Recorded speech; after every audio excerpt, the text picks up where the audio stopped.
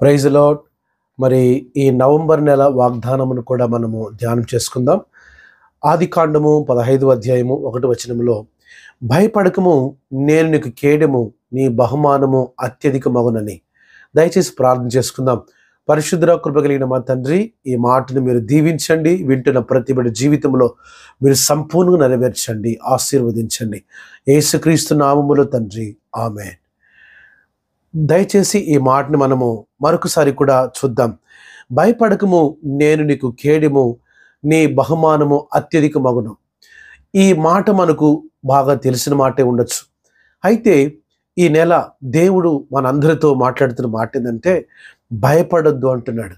ఎందుకంటే కొన్ని సందర్భాలలో లేదా కొన్ని పరిస్థితులలో పరిస్థితులు వచ్చి ప్రతి వ్యక్తిని కూడా ఏదో ఒక కోణంలో భయపెడుతూ ఉండొచ్చు. మరి మీరు కూడా ఈ నెల ఎలాగని భయపడుతూ ఉండొచ్చు. ఒకవేళ ఏదో ఒక పరిస్థితిని గమనిస్తూ భయపడుతూ ఉండొచ్చు. అయితే దేవుడు మనతో మాట్లాడుతున్న మాట ఏంటంటే, భయపడొద్దు. ఎందుకనంటే దేవుడు ఆకాశమును భూమిని కలుగు చేసినవాడు. ఆయన మనలను కూడా రూపించినవాడు. తన స్వరూపాన్ని మనకు అనుగ్రహించినవాడు. తన ఆత్మని మనలో ఊదినవాడు. మరి సమస్తమును కలుగు చేసిన దేవుడు మనకిస్తున్న వాగ్దానం ఏంటంటే, భయపడొద్దు. మరి అబ్రహాం యొక్క జీవితాన్ని మనం గమనించినప్పుడు, మరి 14వ అధ్యాయంలో గమనిస్తే, తన తమ్ముడు చెరపట్టనని చూసి మరి వారి వెంట వెళ్ళి వారితో యుద్ధము చేసి, మరి తమ్ముడు ఆ యొక్క జనానంతటిని కూడా ఆయన మరలా తీసుకొచ్చుకుంటున్నాడు. మరి ఇక్కడ గమనించినప్పుడు, ఒకవేళ ఆ యొక్క యుద్ధము శరీర సంబంధమైనదిగా కనబడచ్చు. మరి అవన్నీ అయిపోయిన తర్వాత మరి రాజుతో ఆయన అంటున్నాడు, ఒక నూలు పోగు కూడా నీ వద్ద నుంచి నేను తీసుకోను, మరి నీ ద్వారానే నేను ధనవంతుడు అయినానని మాట రాకూడదు అని చెప్పి ఒక వైరాగ్యముతో కూడిన మాటని అక్కడ వారితో చెప్తూ ఉన్నాడు. దయచేసి చూడండి, ఈ మాటని, ఈ సందర్భాన్ని గమనించిన దేవుడు మరి అవన్నీ అయిన తర్వాత, ఇవి జరిగిన తర్వాత అని ఉంది. మరి 15వ అధ్యాయం 1వ వచనంలో చెప్తున్నాడు. అప్పుడు చెప్తున్నాడు దేవుడు, ఈ సందర్భాన్ని అంతా గమనించిన తర్వాత, నువ్వు భయపడద్దు. ఒకవేళ పరిస్థితులు, యుద్ధ వాతావరణం కమ్ముకున్నా, మరి నీకు విరోధముగా అనేకులు లేచినా నీవు భయపడద్దు అని అంటున్నాడు. మరి అబ్రహాముకు మాత్రమే కాదు, మరి అబ్రహాం యొక్క విశ్వాసములు పాలు పొందిన నీవు, నేను, మనందరితో కూడా దేవుడు పలుకుతున్న మాట ఏంటంటే, భయపడద్దు. మరి బైబిల్ గ్రంథములో 365 సార్లు భయపడొద్దు అని రాయబడింది. ఎంత అద్భుతం చూసారా. మరి ఏ ఒక్క దినం కూడా మనం భయపడకూడదనేదే దేవుని యొక్క ఉద్దేశం. మరి ఆదికాండము 14వ అధ్యాయం 14వ వచనములో మనం చూడొచ్చు, అబ్రహాము తన తమ్ముడు చెరపట్టబడినని. ఈ సందర్భాన్ని మనం ఆల్రెడీ చూసాం. మరి గమనించి వెళ్ళి వాళ్ళందరినీ కూడా మరి యుద్ధము చేసి పోరాడి తీసుకొచ్చాడు. మరి మత్తయి సువార్త 28వ అధ్యాయం 10వ వచనములో యేసు చెప్తున్నాడు, మరి పునరుద్ధానుడై అయిన తర్వాత మీరు భయపడద్దు అని అంటున్నాడు. మరి లేచిన తర్వాత వారికి కనబడి వాళ్ళకి చెప్తున్న మాట ఏంటంటే, మీరు భయపడద్దు. ఎందుకంటే మీరు విశ్వసించిన వాడు మరణించి సమాధి చేయబడిన వాడు మాత్రమే కాదు, తిరిగి లేచిన వాడు, మరణాన్ని గెలిచిన వాడు, మరణం మీద అధికారము కలిగిన వాడు. ఇదిగో మరణాన్ని నేను గెలిచాను, ఇక ఏది కూడా నేను భయపెట్టడానికి వీలు లేదు అన్నట్టుగా భయపడద్దు అంటున్నాడు. ప్రియమైన కుమారుడా, కుమార్తె, దేవుని బిడలరా, దయచేసి గమనించండి. మరణం కంటే అపాయకరమైనది ఈ భూమి మీద ఏదైనా ఉన్నదా? ఏమీ లేదు. మరి మరణం నుంచి తిరిగి లేచిన దేవుడు చెప్తున్నాడు, భయపడొద్దు అంటున్నాడు. మరణాన్ని ఓడించిన దేవుడు చెప్తున్నాడు, భయపడొద్దు అంటున్నాడు. నువ్వు ఏ స్థితిలో ఉన్నావో మరి దేవుడు ఎరిగి ఉన్నాడు. నువ్వు ఏ పరిస్థితులు భయపడుతున్నావో దేవుడు ఎరిగి ఉన్నాడు. దయచేసి ఈ మాట నీ హృదయంలో చేర్చుకో. భయముని విడిచి దేవుని తట్టు తిరుగు. మరి ఎఫెసీయులకు రాసిన పత్రిక 6వ అధ్యాయం 12వ వచనంలో రాయబడింది, ఎలయనగా మనం పోరాడుది శరీరులతో కాదు, వాయుమండలమందున్న దురాత్మల సమూహముతో అంటున్నాడు. మరి ఆనాడు మరి అబ్రహాము కంటికి కనబడే మనుషులతో పోరాడి ఉండొచ్చు. మరి ఈనాడు మనం కూడా అలా పోరాడాలన్నా కానే కాదు.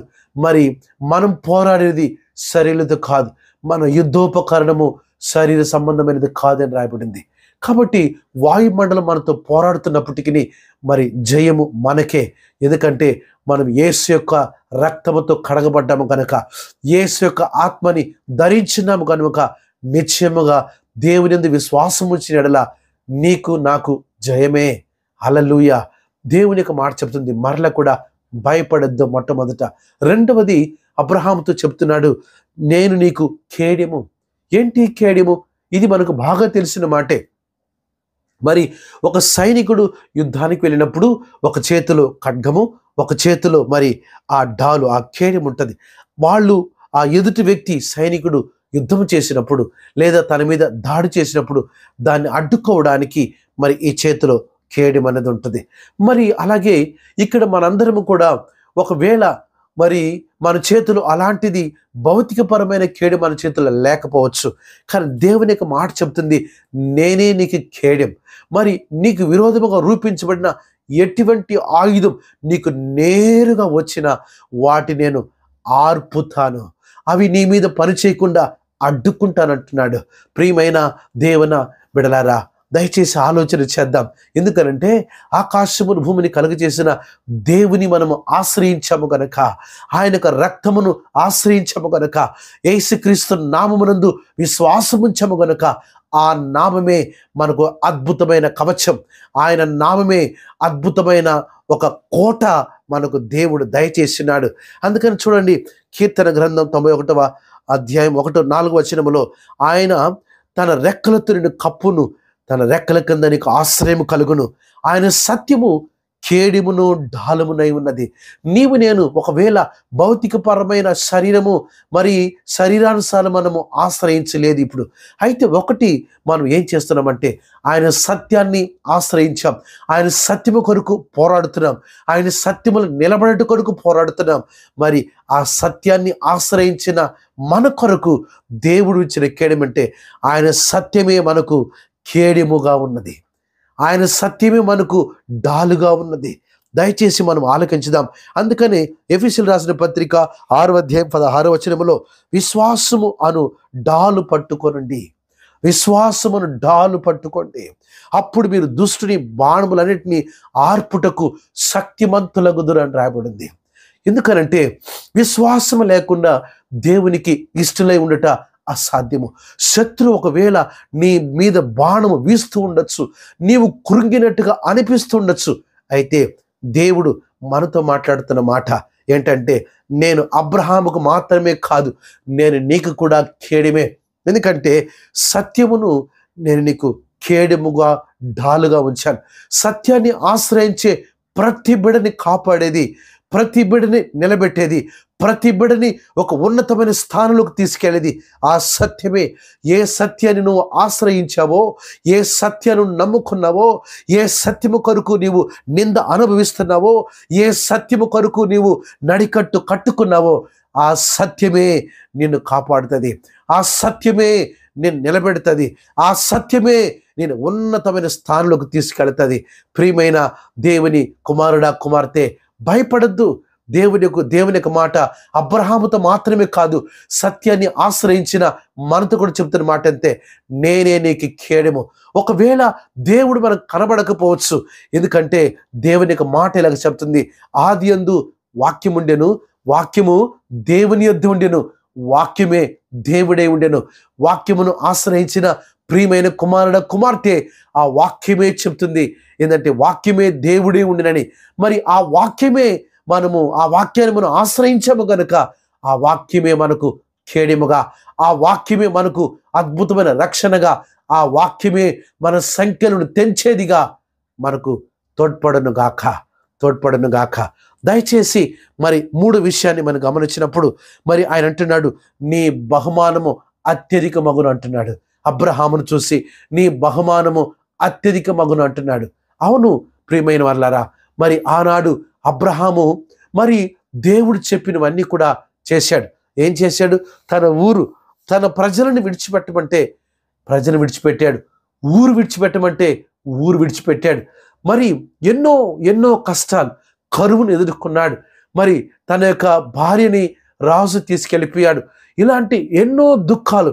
ఇవన్నీ ఎందుకు గల కారణం అంటే దేవుడు పిలిచాడు. తన ఊరు విడిచిపెట్టి బయటికి రమ్మన్న తర్వాత ఎన్నో పోరాటం, ఎన్నో శ్రమలు, ఎన్నో ఇబ్బందులు ఎదురైనాయి. కానీ వీటన్నిటికీ ఫలము లేనట్టుగా అనిపించినా, ఏమీ దీని యొక్క ప్రతిఫలం, భక్తికి ప్రతిఫలము లేనట్టుగా అనిపించినా, అనిపించినా, ఒకవేళ కృంగి సోలిపోయినా దేవుడు అంటున్నాడు అబ్రహామును చూసి, నువ్వు భయపడద్దు, నీవు పడిన ప్రతి కష్టానికి, నీవు నడిచిన ప్రతి మార్గానికి అత్యధికమైన బహుమానం ఉంది. ఎందుకంటే నన్ను నమ్ముకొని ఊరు విడిచిపెట్టావు, బంధువులు విడిచిపెట్టావు, అనేక శ్రమలు ఎదుర్కొంటున్నావు. ప్రియమైన కుమారుడు కుమార్తె, ఆనాడు అబ్రహాముతో మాత్రమే కాదు, సత్యాన్ని నమ్ముకున్నందుకు నువ్వు ఇబ్బంది పడుతున్నావా? సత్యాన్ని ఆశ్రయించినందుకు అనేకులను అవమానపరిచారా? అనేకులను నిందకు గురి చేశారా? మరి ఆనాడు అబ్రహాముతో మాత్రమే కాదు, నీవు సత్యము నిమిత్తము నింద అనుభవిస్తున్నావంటే నీ బహుమానం అత్యధికమవుతూ ఉంది. నీ బహుమానం తొందరగా నువ్వు పొందబోతున్నావు. దేవుడు నీ జీవితంలో ఒక నూతన కార్యాన్ని జరిగించబోతున్నాడు. మరి దేవుడు నిన్ను ప్రేమించి అంటున్నాడు, అబ్రహాముకు మాత్రమే కాదు, నా నిమిత్తము నీవు అనుభవిస్తున్న శ్రమల కొరకు, నా నిమిత్తము నువ్వు అనుభవిస్తున్న కష్టాల కొరకు నీ బహుమానం దాచి ఉంచాను. నీ కన్నిటిని మర్చిపోలేదు, నీ కష్టాన్ని మర్చిపోలేదు అంటున్నాడు. ప్రియమైన కుమారుడ కుమార్తె, ఈ యొక్క నవంబర్ నెల మొదటి దినాన దేవుడు నీతో మాట్లాడుతున్న మాటని నువ్వు ఆలకించు. దేవునిని ఓదార్చడానికి, దేవునిని బలపరచడానికి ఈ వాగ్దానాన్ని, మరి అబ్రహాముకు అనుగ్రహించిన వాగ్దానాన్ని నీకు నాకు కూడా అనుగ్రహిస్తున్నాడు. మరి మనం పొందుకుంటున్న లేదా మనం అనుభవిస్తున్న ఈ శ్రమలన్నిటికీ ఏమి ప్రతిఫలం లేనట్టుగా ప్రస్తుతం అనుభవించిన నిశ్చయముగా రాబో దినములలో ప్రతిఫలాన్ని అనుభవించబోతున్నాం. ప్రతిఫలాన్ని మనం అనుభవించబోతున్నాం. చూడండి, మత్తయి సువార్త 5:11 నా నిమిత్తము జనులు మిమ్మల్ని నిందించి హింసించి చెడ్డ మాటలలా పలుకున్నప్పుడు మీరు ధన్యులు అంటున్నాడు. మీరు సంతోషించండి, ఎందుకంటే మీ ఫలము పరలోకములో అత్యధిక మగును అంటున్నాడు.